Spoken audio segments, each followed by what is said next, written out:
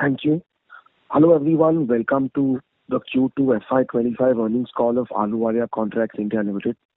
From the management side, today we have with us Mr. Shobhit Uppal, Deputy Managing Director, Mr. Vikas Ahluwalia, Director, and Mr. Satbeer Singh, Chief Financial Officer.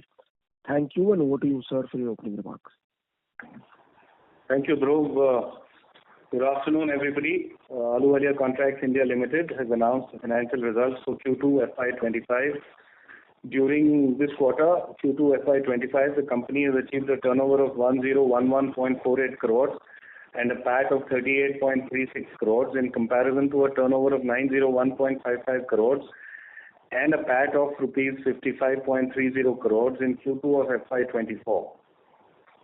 The company has registered a growth and degrowth of 12.19% and minus 30.63% in turnover and PAT respectively during Q2 FY25 in comparison to Q2 FY24. EPS of the company for Q2 FY25 is rupees 5.73 as compared to rupees 8.26 in Q2 FY24. During Q2 FY25, the company's EBITDA margin is 7.25% as compared to 9.96% and a PAT margin of 3.79% as compared to 6.13% in the corresponding period of the last financial year. During the H1 FY25, the company has achieved a turnover of rupees 1930.83 crores and a PAT of 68.96 crores in comparison to a turnover of 1665.16 crores and a PAT of rupees 105.03 crores in H1 FY24.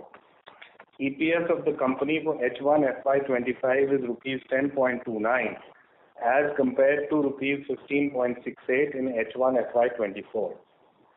During H1 FY25, the company's EBITDA margin is 6.93% as compared to 10.36% and a PAT margin of 3.57% as compared to 6.31% in the corresponding period of the last financial year.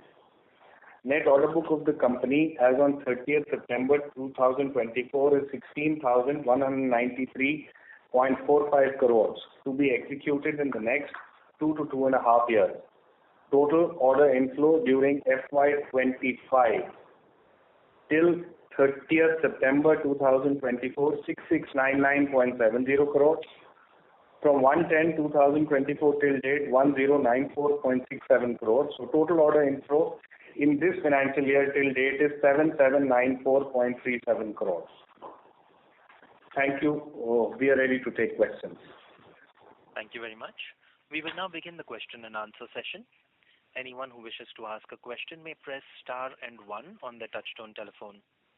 If you wish to withdraw yourself from the question queue, you may press star and 2. Participants are requested to please use handsets while asking a question. Ladies and gentlemen, we will wait for a moment while the question queue assembles.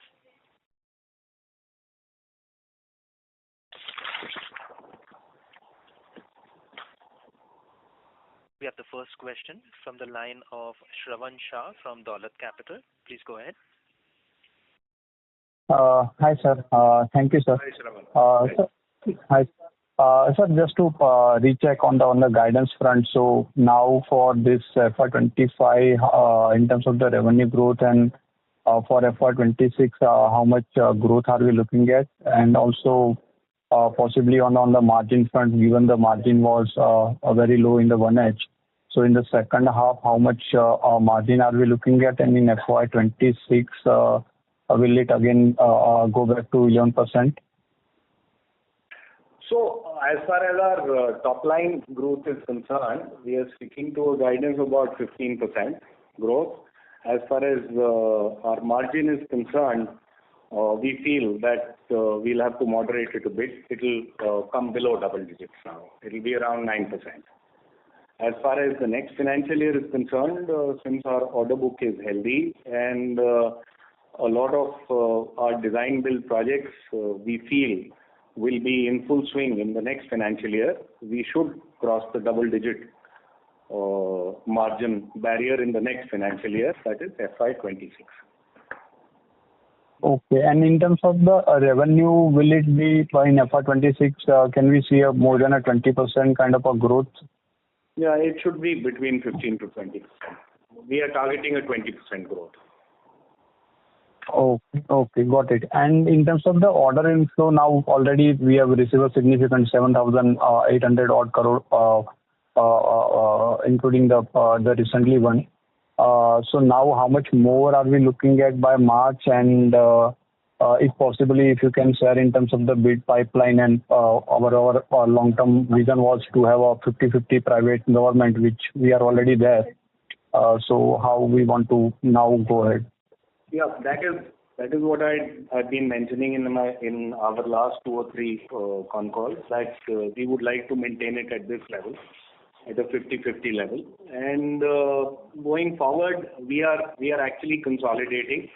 So in the rest of the 3-4 months of this financial year, we are not bidding very aggressively, maybe another 1,000 crores inflow.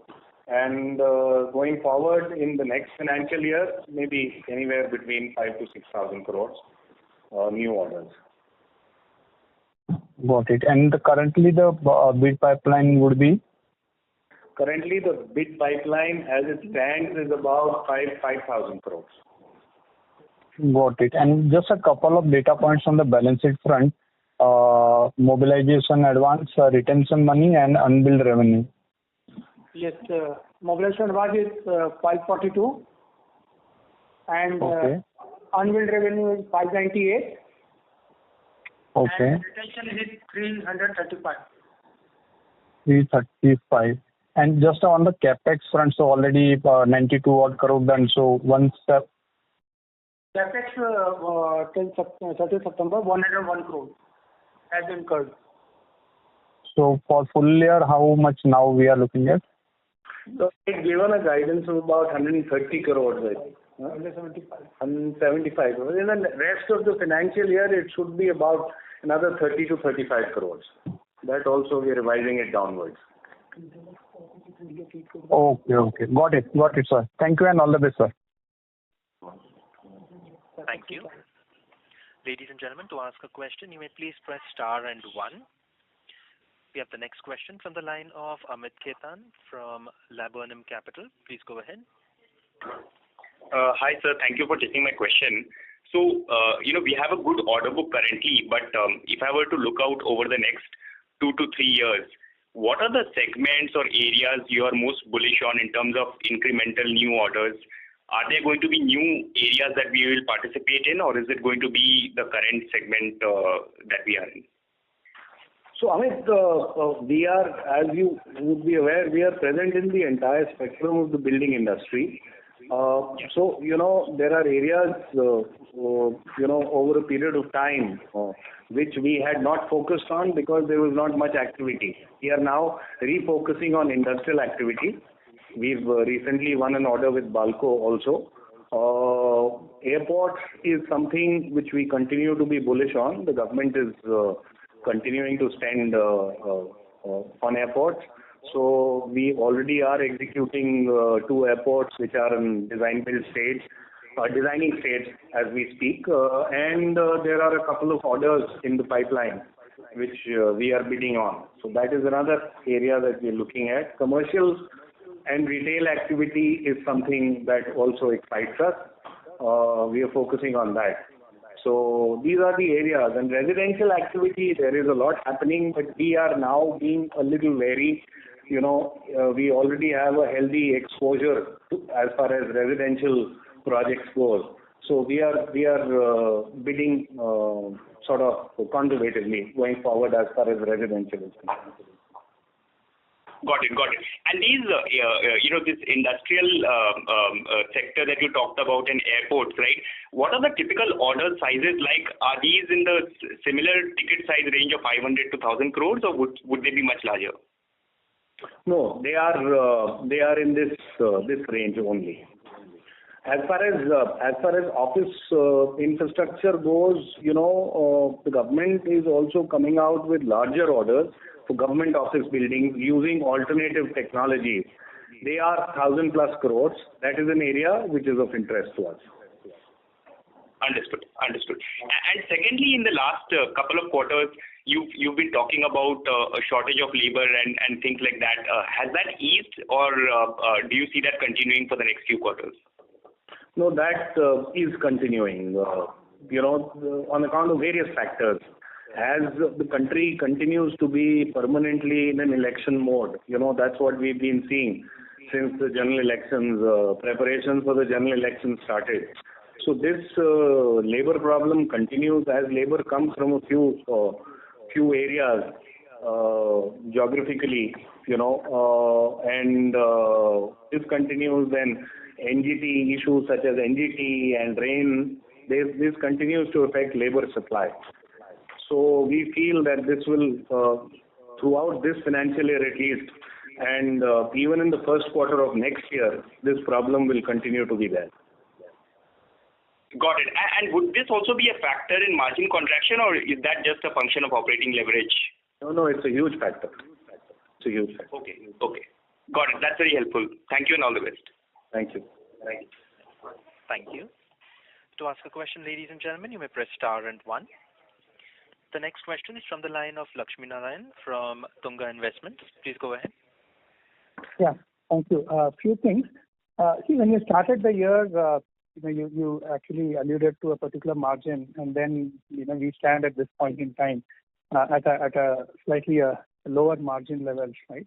Now, what has actually what has negatively surprised you when you actually drew up your budgets start of the year, and whether things have become a little unpredictable now than earlier, and how do you think it's becoming a little more predictable going forward? So look, while one of the things which had surprised us in the past is the volatility in material costs, that we had catered for by building in escalations in our contracts. But on some of our larger contracts, which we have won in the last year or so, there are various factors which have hit us, which were not within our control. One is, of course, the prolonged monsoon across the country. Some of our biggest projects are in, say, places like Mumbai or Orissa or Bihar, right? Where Assam, where the monsoons this year have been exceptionally heavy. The turnover has been affected there. Then, as I mentioned in my answer to the earlier question about, the last 5-6 months, the country has been in election mode. That has impacted the labor force availability on site. So this was something which was not expected. Thirdly, on some of our large contracts, the design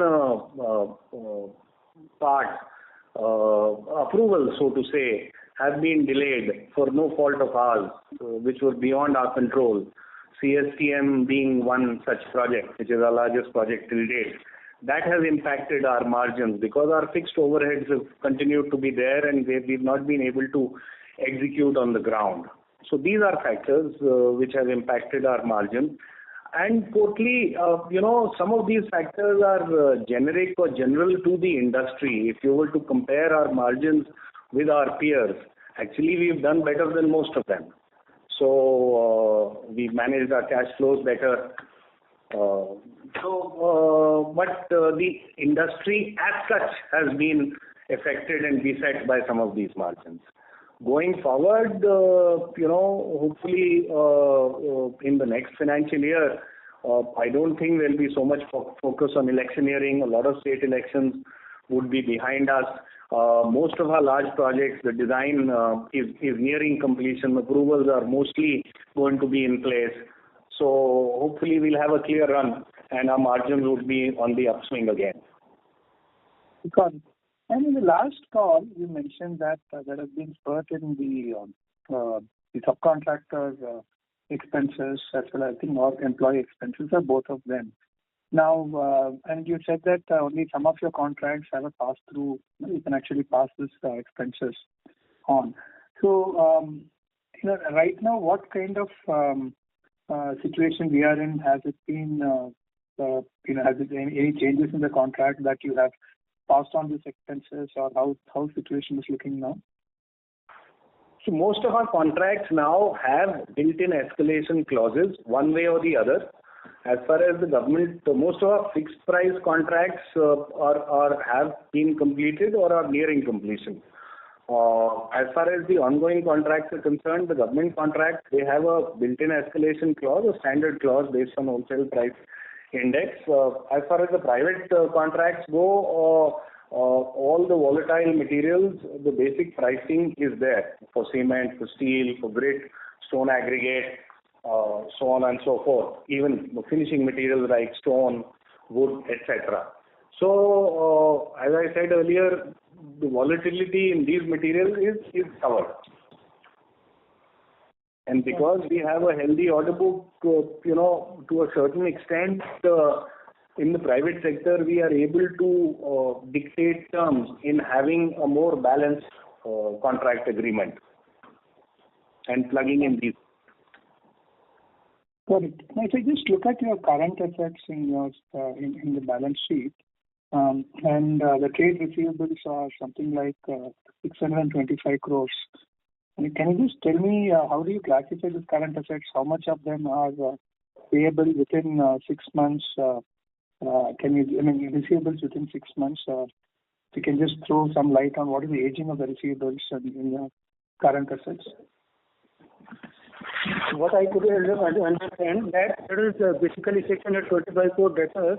That's as current receivable, and that we are expecting within our normal days, operational days, that's coming around 60 days, 60 to 75 days.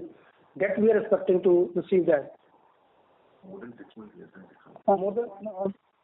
Yeah, 1 second. We'll give you more than 6 months. And this is non-current. This is hardly 33 crores. I think so. Which we are expecting I'm looking at the current assets, sir. Yes, please. I'm looking at the current assets. Trade receivables is around 625 crores. I just want to understand how much of your trade receivables are within 6 months and how much is beyond 6 months to 1 year. Less than 6 months and 6 months to 1 year. This is 600 out of 625. I'm expecting around might be 100 crores more at upper side. Just more than 6 months. And rest 525 crores will be within 6 months. Yes, sir. Less within 6 months. Yes. Okay. So one more question regarding your you talked about fixed cost are slightly escalated. Now, if I just look at your expenses, which are the ones that are variable in nature? So if you look at it, the subcontract work is completely variable in nature. And how about the employee benefit expense? How much is variable and how much is fixed? Variable, as far as employee cost is concerned, variable is very less. As far as the variable is concerned, it's only for the top, maybe out of a total employee strength of about 3,500, variable component would be only there for about 20 people who are the top levels of management in the company.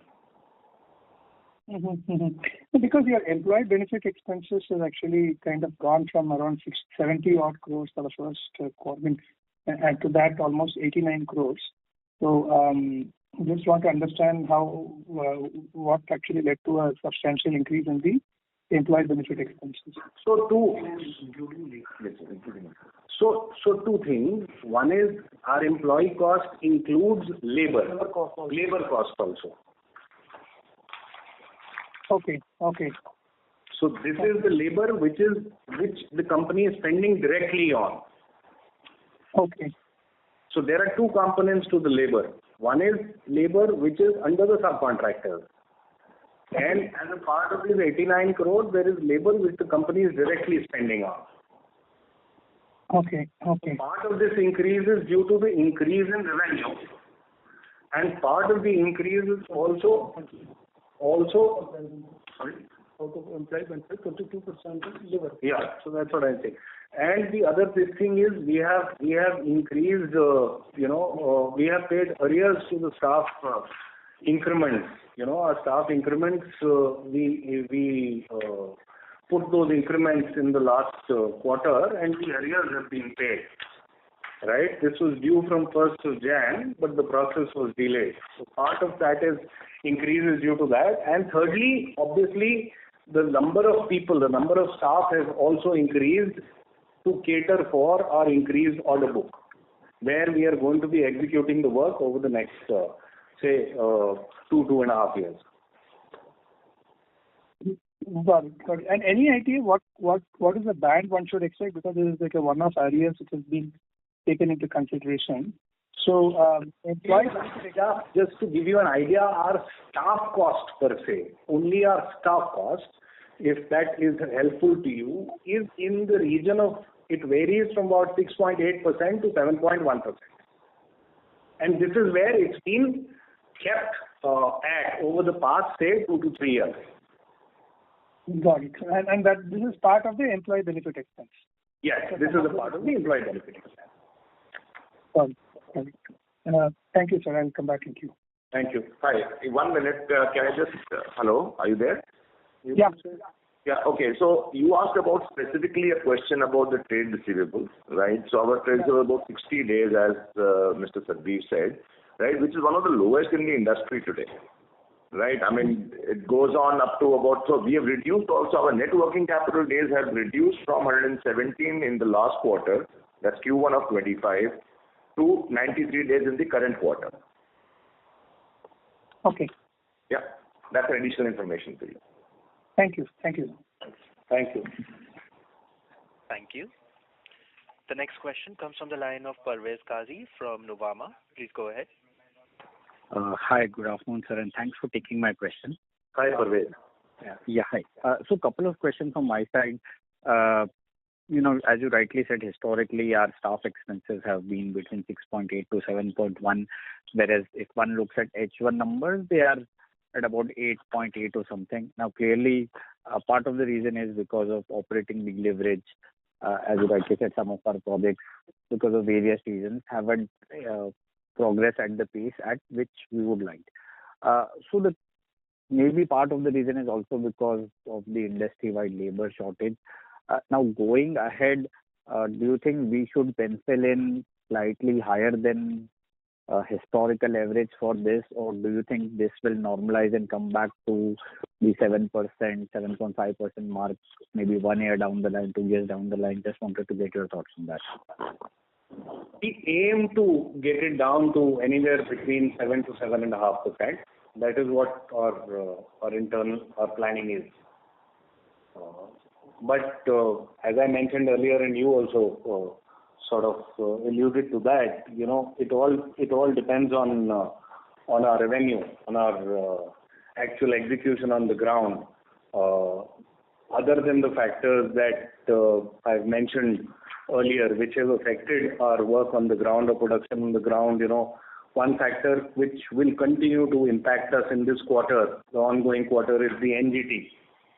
Right? All of you are aware of what's happening in NCR. So now GRAB 4 is in place, and so that is another this thing which is going to impact this quarter. That's why I've kept the margin guidance muted for the rest of the year, because we have a lot of large projects in NCR, especially Gurgaon. Sure. My second question is, you said that for the CST redevelopment project, there are, design issues, and which hopefully will get resolved going ahead.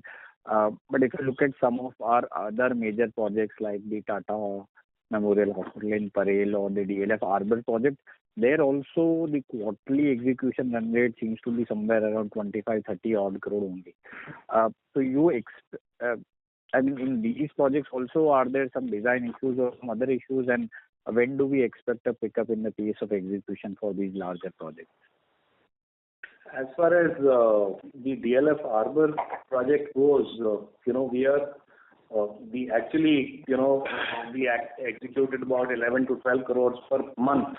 For last month, we achieved that run rate, and this month we were on a target to double that, and then going forward maintain about 25 crores every month. But this quarter, as I said, now it will be impacted by NGT. But we are out of the ground there now. The design issues, so design was not in our scope. It was in the client scope, but there were a few issues there, and labor shortage was there. But I think, as far as DLF goes, once the NGT issues are behind us, we are ready to take off. As far as Tata is concerned, yes, there were design issues, but that also, I think, within a month or so, we should be taking off on that project also. Was a Tata Cancer Hospital is nearly on target now. I mean, whatever time we have lost is because of the monsoon. Sure, sir. So whatever were the design issues, they were more to do with the foundation part of it, which the Tata Memorial people had to redesign or do a little bit of changes, because we encountered a certain rock which was not there. So that is the otherwise Tata per se is on track. Sure. My second question is, the overall industry, when we talk to real estate developers, they do highlight that there is a shortage of good quality contractors in India. You, as well as some of your other peers in the building contracting space, clearly have lifetime high order book. There is no shortage of order intake.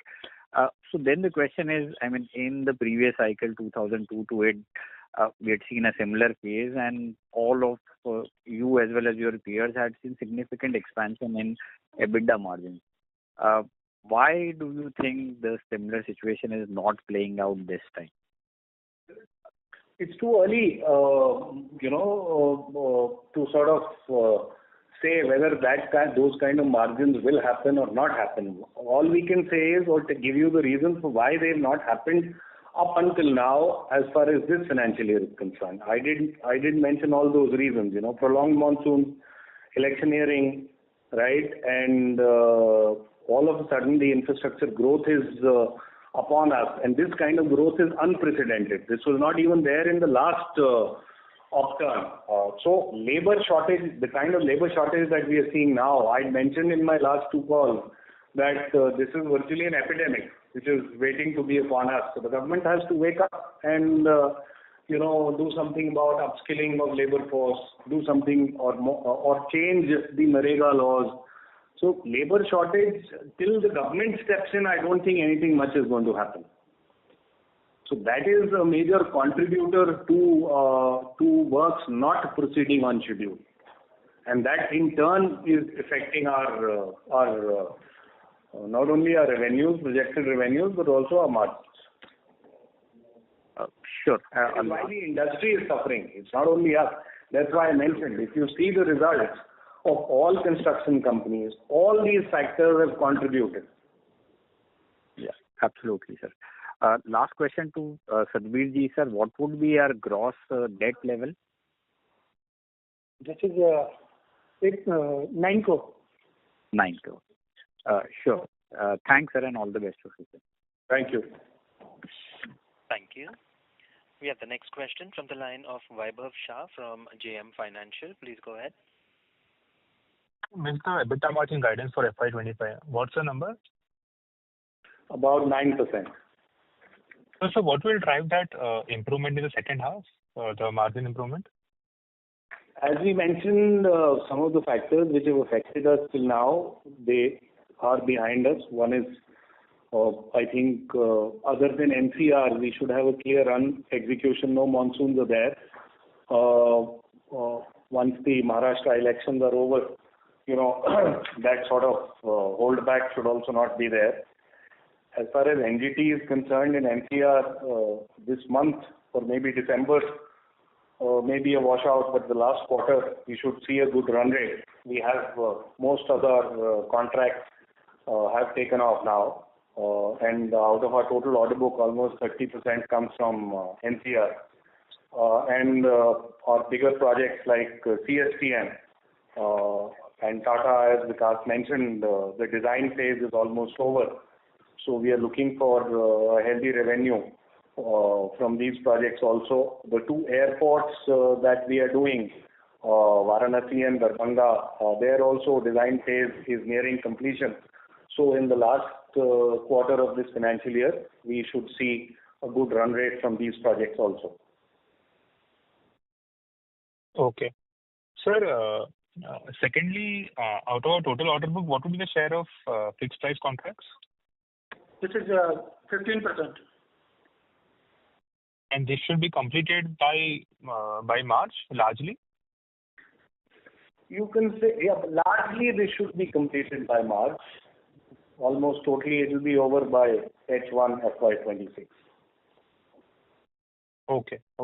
And sir, lastly on few projects. So for CST, now what would be our guidance for FY25 in terms of revenue? And earlier we were targeting completion of June 26. So would we be revising the numbers? Vikas, you want to answer that? Come again, please. So for CST project, what would be our revenue guidance for next couple of years? And we were targeting a completion of June 26 earlier. So are we maintaining that target? So the project is actually about 3.5 years, and the execution time will probably remain the same. Whatever time we've lost, last 6 months, 8 months, because of design and approvals from the railways, is lost. But it is going to be compensated for that. That is for sure. Okay, so what revenue are we targeting for 25 and 26 from this project? You can take an average run rate of about 80 crore rupees. So some months is going to go up, some months is going to come down. So an average run rate is about 70-80. That should start from fourth quarter onwards, 70-80 crore run rate? That should start from, yes, somewhere in January, February, it should start. So to specifically answer your question, as far as this financial year is concerned, we are looking at a turnover of we're targeting a turnover of about 300 crores. And as far as the next financial year is concerned, as Vikas has said, 70 to 80 crores per month would be an average. Okay. And sir, lastly... That's about 800 crores, give or take a few crores here and there, for the next financial year. Okay. And sir, when do we expect to start the work on Jewelry Park? Jewelry Park, we have not yet got the notice to proceed. But we are expecting it in the month of December. We are expecting the notice to proceed. And then again, it will go into the design stage. So let's be fair and square, not to expect much from this financial year itself. So revenue will start flowing in from next year, second half? Yeah, next year, second half. Okay, so any broad guidance for in terms of revenue from that project for FY26?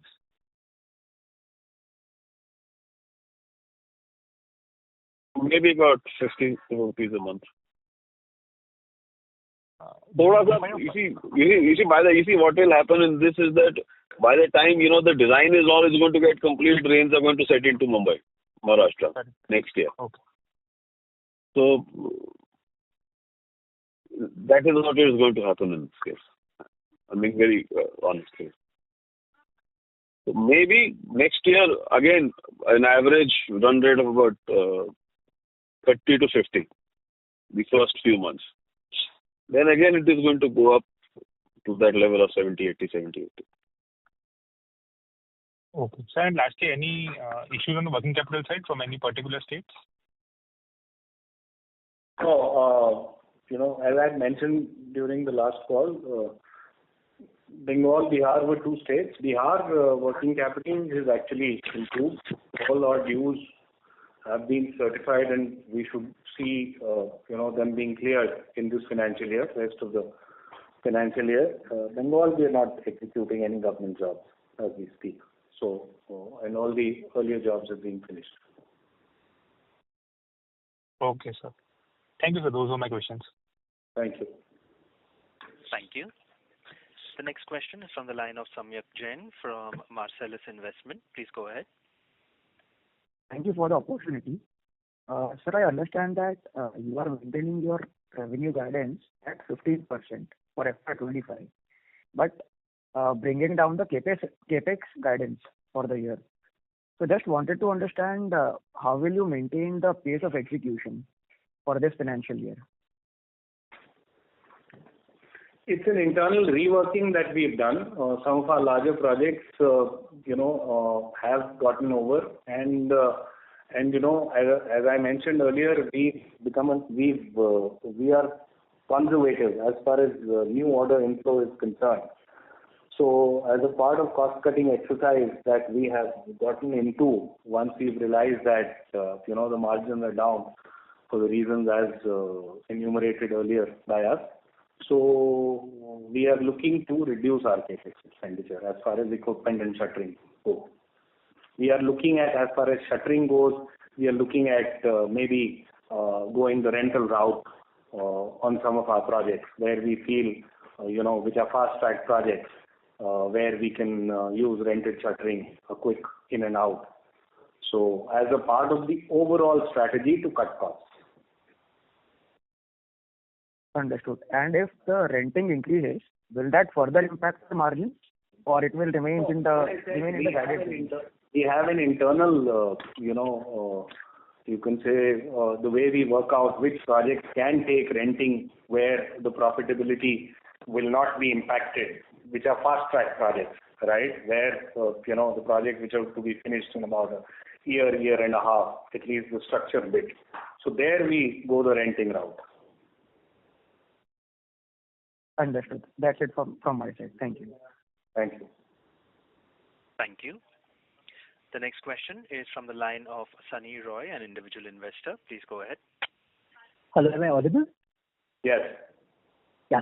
So I just wanted to know that since we are targeting a 50-50 between the private and the public sector for our orders, what is stopping us from bidding for the private sector more than 50%, given that the terms and conditions are much better and the pay receivables and the margins and all, and competitive intensity is much better against the public sector. So why aren't we increasing the private sector part in the order book? Nothing is stopping us, but other than the scars of the last downturn. Earlier when the downturn hit the private sector, a lot of contractors got waylaid. They lost. Actually, companies got finished. So we don't want to put a lot of eggs in one basket. And while the going is good today, we, as an infrastructure company, we are always at the forefront of cycles, be it upward cycle or downward cycle. So we're just being cautious. Right. And sir, lastly, as mentioned by a previous caller, that regarding the earlier cycle of 2002 to 8, if we compare that to this, so where are we in that cycle? Are we in the starting point? Are we in the midway? Where do you feel, even though it's not comparable, where do you feel from the industry standpoint, the construction industry is compared to the last cycle? Is it in the midway or in the starting point? I think we are somewhere between the starting point and midway, but it's not. It would not be right to do a strict comparison because when the last cycle was there, the geopolitical situation was something else. Today the world is flatter. What happens in America impacts us immediately. So it would not be fair to do a direct comparison. If you would have asked me this question 1.5 months ago, I would have said we are just at the starting of this cycle. But today, I would like to say we are somewhere between starting and the midpoint. Right, sir. So we have to be cautious. That's what I'm saying. Anybody who is not cautious, who throws caution to the wind and, indiscriminately plans to grow, that's what actually we are seeing. There is a plethora of issues which are coming out from construction for construction companies and in the real estate sector. So we don't agree with that line of thought. I think one has to be cautious going forward. Right, sir. So thank you for the strong execution and the prudential approach. I've always been a long-term investor, so I wish you all the best, sir. Thank you. Thank you so much. Good to hear that. Thank you. Ladies and gentlemen, if you wish to ask questions, you may please press star and one.